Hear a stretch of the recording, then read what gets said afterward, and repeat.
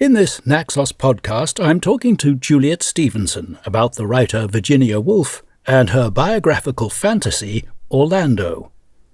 Published in 1928, shortly after the success of two of the author's most famous novels, Mrs. Dalloway and To the Lighthouse, Orlando tells the story of a young nobleman at the court of Queen Elizabeth I in the 16th century, who subsequently survives through various adventures over the next 3 centuries, before finishing up in the 1920s. Along the way, Orlando hardly ages at all, staying roughly about the age of 30. But during the 17th century, as Charles II's ambassador in Turkey, he has a sudden metamorphosis into a woman, and it's as a woman she remains right up to 1928, by which time she's become a successful author. The book is said to be a love letter for Virginia Woolf's lover, the eccentric bisexual novelist Vita Sackville-West. In fact, Vita's son Nigel Nicholson later described the book as the longest and most charming love letter in literature. Juliet, over the years you've recorded many titles for Naxos audiobooks, novels in a variety of literary styles and by some very different authors, including 6 now by Virginia Woolf. We'll come back to the most recent one, Orlando, in a moment. But first, a question about Woolf's writing. When was your earliest experience of her work? Well, I can't exactly remember the very first time I read Virginia Woolf, because now I've got to the age I have, it feels like she's always been in my life. But in fact, if I look back, her work was never on any school exam syllabus I did, so neither at O-level, as it then was, or at A-level. And I didn't read her in my 20s. I think I'd heard of her and my mother read her, but I think I thought of her as for a different generation. And I definitely prejudged her as coming from a sort of posh group of, swanky people living in Bloomsbury, all jumping in and out of bed with each other, who didn't really have anything to do with my life as a very young adult living in, swinging London. And I therefore sort of prejudged her and thought she wasn't likely to be for me, which was, of course, crashingly wrong, because the first time I really came across her was watching a fantastic dramatisation on TV of To the Lighthouse.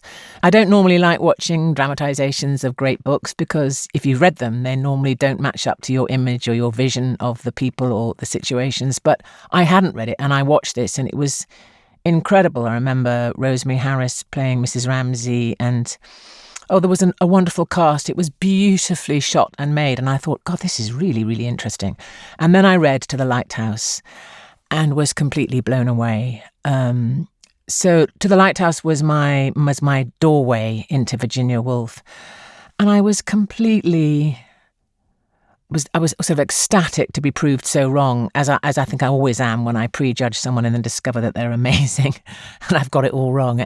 And I completely fell in love with her whole unique way of writing where, you're taken inside the mind of every character. I mean, in Mrs. Dalloway, you're really only in the mind of Mrs. Dalloway, but in To the Lighthouse, you inhabit the fine, millisecond by millisecond thinking of each of the characters in that panoply of people that summer in that place. And it's the most extraordinary imaginative achievement to know her characters so intimately, as though she's an actor playing all of them, as though she's on stage playing all the characters, and she knows each character intimately, as though she's always lived with them, as though she is them. And then she translates that into this exquisite, prose style. And it's a work of real genius. And it's very, very compassionate, because if you're inside someone's skin, you can't be judging them. So she's not a writer who's judging her characters. She is, at its most essential and quintessential form, understanding the characters rather than judging them, and that's her great humanity. And she seems to be able to do this across the board, regardless of age, regardless of gender, regardless of, well, I was going to say class, although I would say, she doesn't often veer much out of her class, although some of the characters in To the Lighthouse are sort of poor and struggling, and they're not posh, but she doesn't, it's true to say, she never tries to inhabit working class characters, and that is something for which she's sometimes criticised. But into the Lighthouse, she knows all those people, and she can just as easily imagine the mind of old Mr. Ramsay, in his sort of bitter, paranoid, grumpy, sad, wistful old age, as she can what it is to be inside, a 7-year-old boy longing to get to that lighthouse that's beckoning to him out there so excitingly on its rock. And her imaginative achievement is sort of unparalleled as a writer who understands people. So as an actor, it's sort of obvious material really for me. And then luckily I found myself asked to do a radio production of To the Lighthouse with an amazing cast, including Vanessa Redgrave, Eileen Atkins, and lots of other fantastic actors. So yeah, I had a sort of, I was bathing in the waters of To the Lighthouse for quite some years, all in all. And it remains, I think, my favourite. But exactly what elements of her writing appeal to you most, whether reading for pleasure or reading professionally, reading aloud for an audiobook? And also on this point, how would you rate her as a novelist today? I think I've already talked about what appeals to me in terms of her astonishing powers of observation of so many different characters, and also this uncanny capacity to travel in split seconds of time through a thought, and then the character has another thought which branches into another thought which branches into yet another, and you follow the pathway, the map of this thought process, and then feelings follow that thought line, as feelings do. But I always think life is led by thought, and then feelings attach to those thoughts and follow behind. But that's what I think acting is, and it's the same in her writing. So suddenly, say, Mrs. Ramsay will find herself full of melancholy because she's tracked a certain passage of thought, and she's come to realise that something may never happen, or he never will achieve that, or she'll always be married to this grumpy old man, or, I don't know what it is, but she minutely follows these thoughts as though each is under a microscope, just as your own thoughts inside your own head move with as much detail as they do. The only other writer I know of who does that is Tolstoy, as in Anna Karenina, where you're so inside Anna's mind, although it's not first person. He's not in the same style as Virginia Woolf, but you're so inside every single thought of Anna's mind that you are almost being Anna. But I don't know any other writer who achieves it as Virginia Woolf does. And so you don't have time to judge the characters really, because you're so deeply coupled to their internal journey.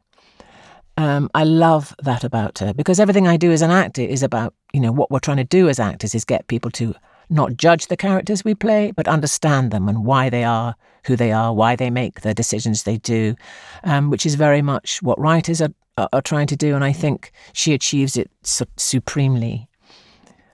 To read professionally out loud, I love, because I do love a challenge.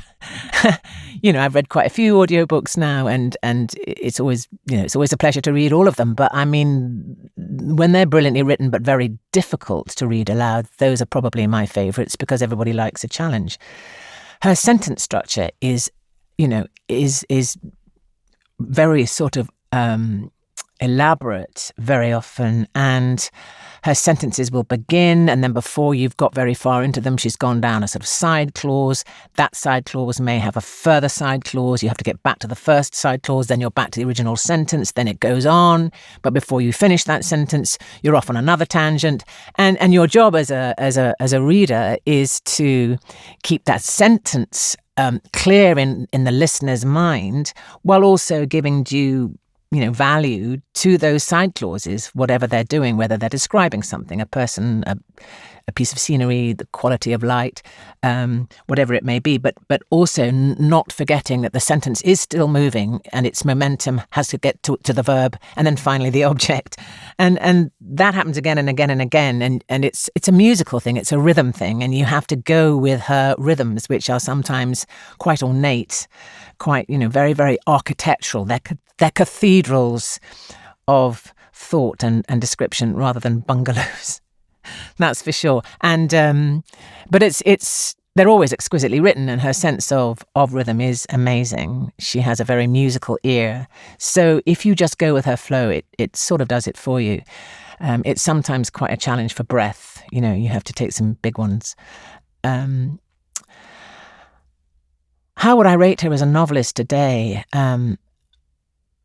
I rate her very, very highly as a novelist today. I think for really great writing, things don't age, things don't date. On the whole, there will be perhaps a few exceptions to that, but I think all great writing, all great painting, all great music, all great theatre, plays, films survive. Because for two reasons. The first is that I don't think human beings change hugely. Why else do we do Shakespeare plays and find them resonant? I mean, 400 years on, we still love, hate, feel revenge, jealousy, exhaustion, terror, laugh, cry, lust. These are all still very, very central to the human condition, just as they were 400 years ago. So I don't think that the human experience and condition have changed a huge amount. It's the structures of the world that have, and obviously things have changed accordingly, but fundamentally not. You can still read a poem written 600 years ago and be profoundly moved. So I think great anything lasts, and I think she very much has relevance for various reasons, not least that her protagonists are often women. And I think, there's a wonderful, wonderful wave of great women novelists, but there's always more room in the world for stories where women carry the narrative, because the majority of literature historically has been where the man carries the narrative, the central character, the protagonist, is male. And there are so many of her books where that is, where women in all their complexity and all their contradictions are carrying the narrative. And I think the more we see women and explore their internal lives with all those contradictions and complexities, the better. Because women are still falling into stereotypes in the arts, and they're still, very often perceived with less than 3 dimensions, which is not usually true of men. So I think that's one more general reason. But in relation to Orlando, it's extremely relevant, because Orlando, the whole point of the story really is that Orlando starts life as a male, as a young man, and then at some point really seamlessly transitions into being a woman. With the same intellect, with the same faculties, the same gifts, the same sensibilities, just complete change of gender. So then the next section of their life is lived as a woman, and then at some further point transitions back to being a man. And other characters also change gender in the course of this story, and of course at a time when trans people are finally being heard and we're understanding more about their experiences. It's extremely relevant and timely novel to be out there, I think. I mean, I think the beauty of this novel is it doesn't really ask questions about that. It's just completely accepting that is the case, and we're not invited to question it. And the character doesn't question it. She just gets on with her life in this new gender, whichever way round it's been flipped by life or destiny. there's a wonderful lightness of touch about it, and therefore a complete acceptance. We're not drawn into any self-consciousness about it at all, which I think is really beautiful.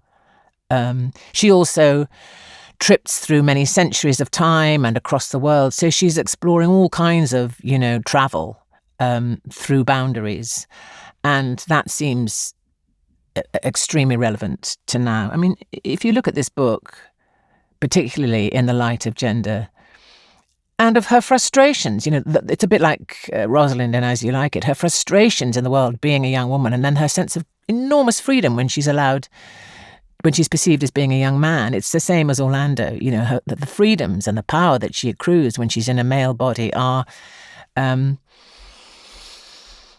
taken for granted. And then when she first experiences being in a female one, she steps out into the world in a female body with all the expectation life will be the same, and then realises, oh, I can't do this. Oh, no, I can't do that. Hang on, I can't do much. And even the flash of her ankle under her skirt has a huge impact on some man, So it's a wonderful sort of journey of consciousness about gender, and very relevant in that regard. There are several aspects of Orlando the novel, not least the young man's sudden change from male to female, which you've already touched on. You also mentioned the geographical and historical shifts through the 17th, 18th, 19th centuries and into the 1920s. Did those shifts of time, place, situation, circumstance present any challenges when preparing to record the book? I think there weren't particular challenges as a reader to this sort of, glorious, crazy adventure through time and space and time travel and so on. The challenges, I suppose, come from sometimes Orlando landing in parts of the world where I really didn't know what the accents would be, and it was quite hard to find out. At one point, she joins a troupe of what we once would have called gypsies, travelling people in very deep rural Greece or Turkey, I think it is. And heaven knows what those voices would have sounded like. And I don't suppose YouTube is full of videos of people from that time and that geography. So I just had to sort of do the best I could. But I don't think anybody's going to be writing in saying Juliet Stevenson's accent playing a 18th century. Actually, I'm not going to pursue that because I'll get criticised for certain vocabulary. But anyway, I think, since nobody knows quite how those people would have sounded, I've just sort of gone for something a little general. But sometimes the accents were challenging, but of course that's always good fun. Woolf is known as an early pioneer of stream of consciousness in her narrative. This includes numerous internal dialogues in Mrs. Dalloway or To the Lighthouse, both of which you've recorded for Naxos. Does that stream of consciousness present any particular issues when reading aloud?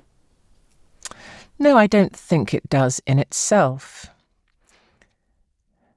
I think when you're reading stream of consciousness, and let's look now at, Mrs. Dalloway. So it's an extraordinary book because if you said, what's it about? You'd say, well, it's about a woman who's going to have a party. So she goes out in the morning to buy some flowers. That's it. Plot line. The glory and the gift of this book is all about that inner dialogue all day.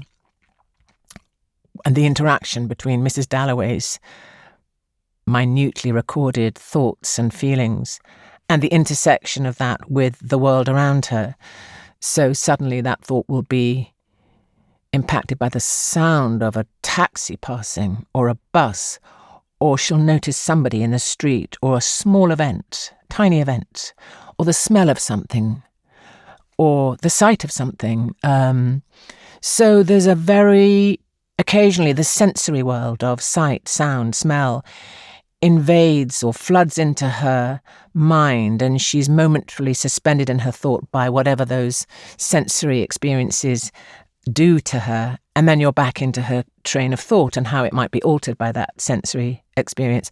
So you have to be very, very in the present moment. I mean, you should be anyway when reading an audiobook, but it's a wonderful it feels like surfing or something, or skiing, like you're riding on the energy of something, which is the energy of her thought. And wherever that thought takes you, you go, and you don't control it. You just go with it. And your job is simply to serve that amazing, circuitous journey to the reader and enable them to be in the moment as well. It's such a beautiful map of the way we move around the world. I mean, when any of us are moving around, like walking to the bus stop or back home from work or whatever it is we're doing when we're walking or on a bus, or, we have our internal monologues always, don't we? I sometimes look at rows of people on the tube and think, if you could hear all the thoughts that are going on in people's minds right now, if they were all amplified into this carriage, wouldn't that be amazing, But we sit in silence, but hers is amplified. Mrs. Dalloway's is amplified in this amazing book. And then the way when we're walking, when we're on our journeys alone, how the world will sometimes impact and often won't. So you won't notice whole stretches of things. The child, falling over there, or the person who tripped on their shoelace over there, or the bus that narrowly missed an old lady, or whatever it is that we don't see, goes on in the world, and then something will impact on us. The smell of, burning chestnuts from a street cellar, or the sound of a bar of music that reminds us of something. So every now and then the outside world will penetrate our thought process. And I think when you read Mrs. Dalloway, whoever you are, you will identify with that intensely intimate and private experience. Something which we have every day of our lives, which Virginia Woolf has encapsulated so brilliantly in the book. How far do you feel Woolf's own life impacted her novels? For example, the way in which gender is handled in Orlando. Well, we know that Virginia Woolf, was married to Leonard, no doubt had other relationships with men in her time, but also that she had a very long, sustained, passionate love affair with Vita Sackville-West. So, we would describe her as bisexual. So she understood and must have felt that she was, male and female, as many of us do, and was completely at ease, I think, with writing from that perspective.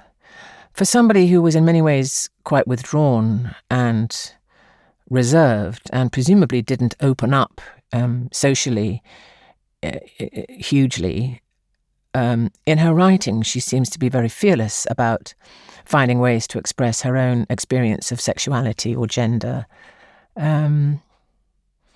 She was part of a group, wasn't she? The Bloomsbury group, who were famously experimenting in all sorts of ways. Homosexuality was completely... their homosexuality was fairly clearly expressed. There was intermarrying within that group of gay men with straight women, or there was a whole sort of desire to break down these barriers and labels and experiment and flow across gender and sexuality and find out, who are we? Who are we? And I admire them for that. You could say, well, they were very privileged. They could do that and survive public disapprobation and censure. But I'm sure they were very careful to conceal a lot of what went on and had to. But obviously she wasn't alone in this sense of experimentation. She was within a group of people who were doing the same thing or similar things. And I think, as I understand it, her marriage to Leonard Woolf was very close, very loving, in the sense that they were soulmates, a very profound friendship. He looked after her. They formed the Hogarth Press together. They were a real sort of meeting of minds and interests. But I think the indication is that they were not sexually so, compatible or in love. It was more a harbour, a marriage which was a harbour and a meeting of minds. And I think he loved her very much, but I think her sexuality found expression outside her marriage, as I understand it. And yes, particularly with Vita Sackville-West. So there's obviously, we know the book was dedicated to Vita and Vita's sort of extraordinarily entitled sense that she could do what she wanted when she wanted, which is definitely, facilitated by her aristocracy and her sense that, she has the power to do what she wants, and entitlement is a big part of an aristocrat's inheritance, isn't it? But, the ease with which Orlando moves around the world and entitles himself or herself to everything is also reminiscent of Vita. So the novel is a love letter, but it's also got a hint of quizzical, comment in it, I think, from time to time.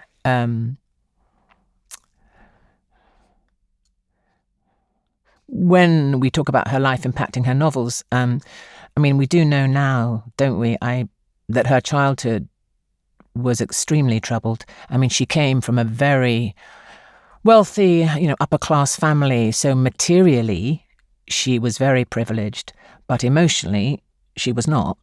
She came through a very unhappy childhood by all accounts, and I read a biography some time ago about her childhood and early years only, and we now know that she was subject to sustained period of sexual abuse, as probably was her sister Vanessa Bell.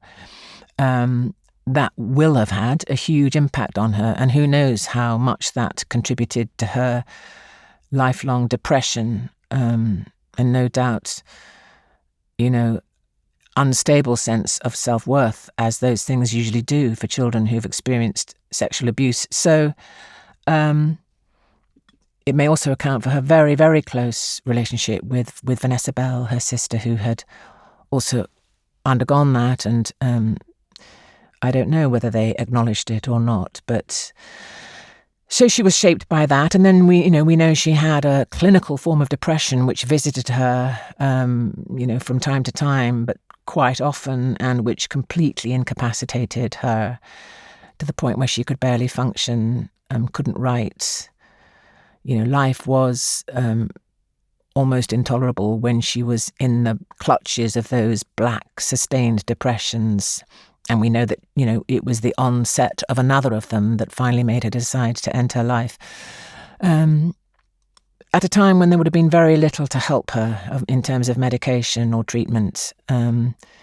It was this huge ogre, this monstrous thing that visited her regularly. So her life was not easy by any stretch other than materially.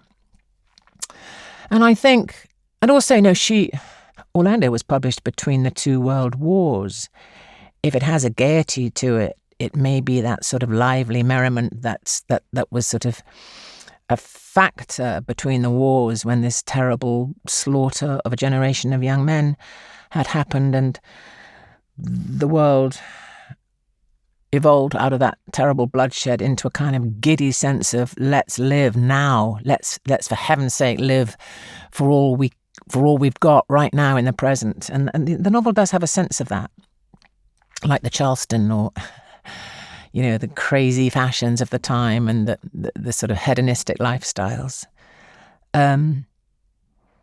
But then when it came clear that, when Hitler emerged and the rise of Nazism, and it became clear through the 30s that another world war might be coming, was impending relatively soon after the last one, I think everybody, and certainly she and Leonard Woolf, lived in great dread and fear of that, and knew that Germany might invade Britain, and in which case they had made a decision to take their own lives. So they lived under the shadow of that for a while. So it was a complicated time in history to be alive, and I think there were many factors sort of existentially that fed her own darkness, her internal darknesses, and hence, I think, the darkness in her books, which Orlando is relatively free from, but which definitely permeates the other ones. Orlando is regarded as one of Virginia Woolf's lighter novels, a literary romp. Interestingly, as far as sales of the book go, during her lifetime it was one of her most successful novels. The day after she finished it, she recorded in her diary, "I have written this book quicker than any, and it is all a joke, and yet gay and quick reading, I think. A writer's holiday." How apparent was this writer's holiday when recording it? I would definitely agree that Orlando is one of her lighter novels. Yes, in my experience of them, and I've read all of them except The Waves and one other. I have recorded all of them except two. And Orlando is definitely the sort of most... It's full of joy and adventure and colour and frivolity. It doesn't really go to dark places. I mean, I think Orlando has one sort of slightly depressed period, but we don't go there with her, really. We observe it, And yes, but it's true to say, I think, with quite a lot of very famous authors, that their lightest, sort of giddiest, perhaps slightly more superficial novels are their most popular. I mean, I'm thinking of Jane Austen, and Pride and Prejudice is her, most loved and most famous book. It's the one I like the least, and I think it's sort of a bit silly. It gets a bit... For me, it's a bit tedious. It doesn't have the depth and the resonance and the gravitas of some of her other work. And that would be true of Orlando, although I really enjoyed it. It's a great read, but it certainly doesn't have the complexity, the detail, the huge sort of range of thought and feeling. It doesn't at all have that in the way that To the Lighthouse does, or even, Night and Day or Jacob's Room or The Voyage Out. You can sort of sense it's written by somebody who just adores the subject of the novel and the person they're writing about, and doesn't particularly want to give them a bad time. I'm not surprised she described it as a writer's holiday. It contains the most beautiful writing. Don't get me wrong, there are incredible sections of description in it. She can't write other than brilliantly. There's, for example, a wonderful section about when the River Thames froze over. They had, for a period, this sort of mini ice age, and they had frost fairs on the Thames. And there's a wonderful description of that when Orlando's still a young man having a madly crazy love affair with this young, mysterious Russian princess, Sasha, I think she's called, and they're skating on this frozen River Thames, and they see there are people who've literally frozen on the ice, working people selling apples, I think, or going about their jobs and their work as river dwellers who have been frozen in this great frost and are literally, sliding out to sea, it held in this like aspic of ice. Very vivid cinematic scenes she describes about the power of harsh extreme climate on those working people. And very amazing cinematic scenes, which are... It's not surprising that Orlando has often appealed to people as something to be turned into films or stage shows. Finally, I mentioned that you previously recorded a number of Woolf's novels for Naxos: Mrs. Dalloway, Night and Day, Jacob's Room, To the Lighthouse, her first novel, The Voyage Out, and now, most recently, Orlando. Do you have a favourite among them, or is there a favourite in any of her other works that you've not recorded but would like to in the future? I have been so lucky as to record all of her books, except two, I think. Well, I've recorded Mrs. Dalloway, Night and Day, Jacob's Room, To the Lighthouse, The Voyage Out, which is her first one, Orlando, A Room of One's Own, essential reading. I still haven't got one. And her short stories. But I haven't recorded The Years, or The Waves, which I gather is probably the most challenging one, or Flush, which is, I think, a shorter... It's a biography about the Cocker Spaniel dog owned by the poet Elizabeth Barrett Browning, written from the dog's point of view. I haven't recorded that, which sounds like very good fun. So I would love to do those to complete the Virginia Woolf canon. That would be amazing. It would be a great thrill to say I had recorded all of the work of this extraordinary, incandescent, troubled, brilliant writer who I think deserves an even greater reputation than she has. I mean, in my view, and it's only my view, but she was such a pioneer in so many ways. I mean, firstly, in form, this whole idea of taking the first person singular and writing inside the internal monologue, the stream of consciousness form, which obviously James Joyce was writing in, and I think Proust. I hadn't read Proust, but I gather. But I think she was very much in the forefront with Joyce of that form, and I think she doesn't enjoy a reputation which is parallel to Joyce's.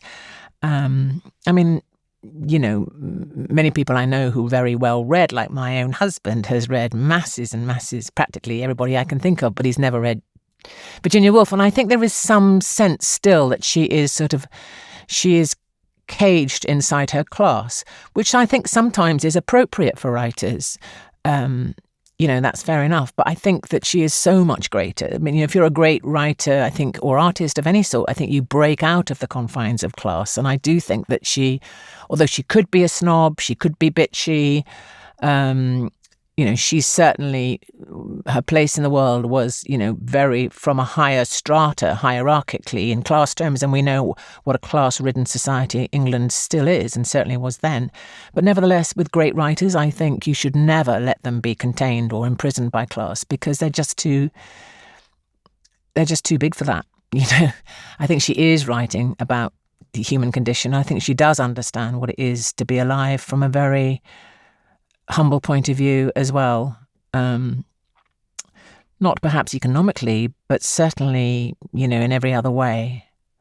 And I very much hope that her reputation will continue to grow and rise and extend and flourish, because, in my view, it really, really warrants it, deserves it. Juliet Stevenson and Virginia Woolf and Orlando, thank you.